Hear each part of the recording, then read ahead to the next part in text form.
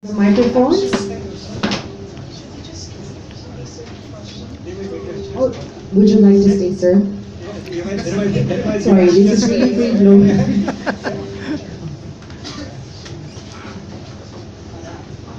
Any questions from our friends? Ray from UNT. Ako na lang. Good afternoon po, sir. Faith Lai po from UNT. Kay Secretary po. Sek, yung pong, kay Chairman po. Sorry. Yung pong level po ngayon ng competition based on your assessment, nasa na po tayo from 1 to 10? Nasa na tingin nyo? Ano pa yung dapat na i-improve po sa competition? There's no easy answer to that because it really varies across sectors of the economy.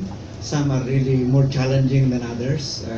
For example, for the what is referred to as non-tradable sectors, it's where your transport, telecom, power, public services. These are usually in most jurisdictions the most challenging.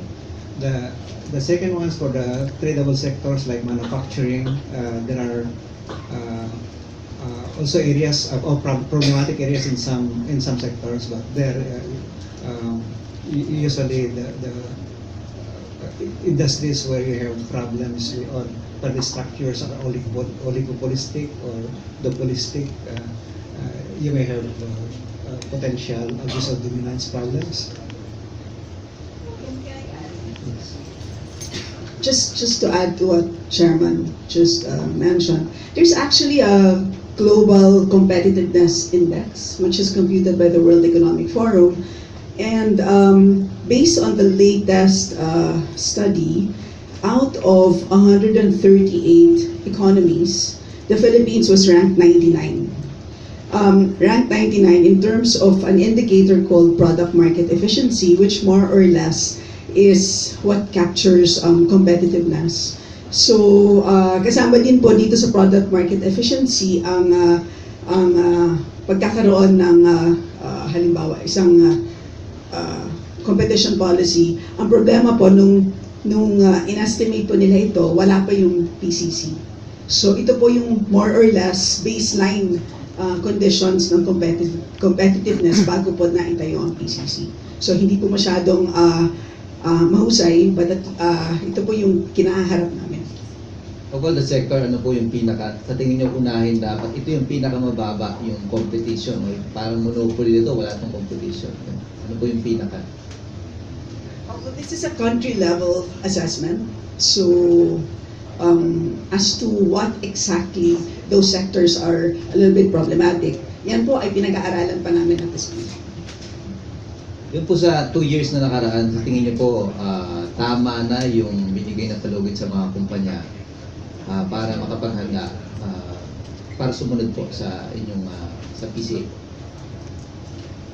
Sa katotohanan lang, we have been preparing so long, waiting for so long. As it took us 25 years to pass this law, and many of our neighbors, as I said, have already have their laws. We can't afford to wait any further, otherwise we'll be left out again by our peers in the region. Remember that we have already an ASEAN economic community, and so investors can move to any of these countries, and if you are not going to move fast in developing that culture of competition, will be the sore losers. Ano po yung mga benefit po na pag nakita nyo na ito, malusog yung ating bansa sa competition, ano yung benefit na nakikita po? Malaki. We have always argued, and the evidence shows that attaining a long-term growth trajectory. You remember that Ambition 2040 that the government has been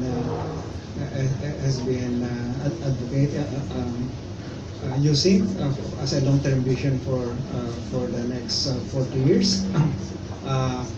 The premise there is we'll be able to put a culture of competition, and that means a high level of growth sustained over a long period of time. And if we are able to do that, we should be able to reach what you call a developed country status by 2040.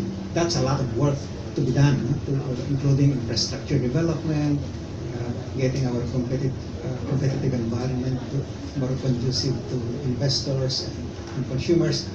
In the meantime, by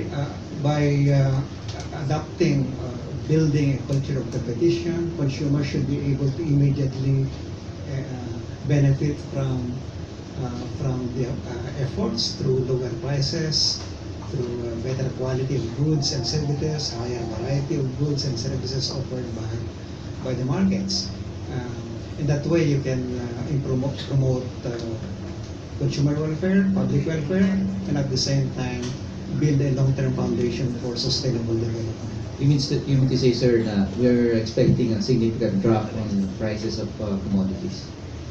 Well, for some sectors, the effects could be immediate. For some other sectors, the problems may be harder to, or may take time to address. For example, infrastructure issues. Of course, you can build infrastructure overnight, no? But clearly, a big part of our lack of competition in various sectors of areas of the economy is the poor state of infrastructure. No? That poor state of infrastructure also affect the state of competition in the product markets and input markets. So these are all related. You can reduce the price of food by eliminating barriers, for example, to entry. You can have immediate effects on consumers.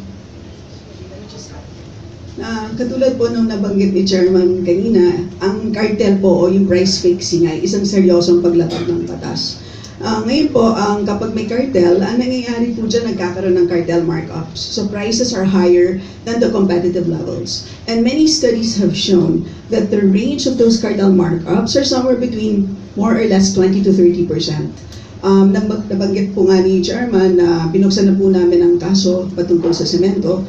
Sa African countries po, marami na pong cement cases na binuksan at na-enforce. Tulad po sa Egypt, at nalaman nila po doon na ang cartel markup napakataas po, 39%. So, hindi po natin alam pa eksakto kasi under investigation pa po itong kaso, pero yan po ay illustrations lang po sa kung gaano kalaki ang potential benefits. Any other questions, perhaps from the other side? I don't know.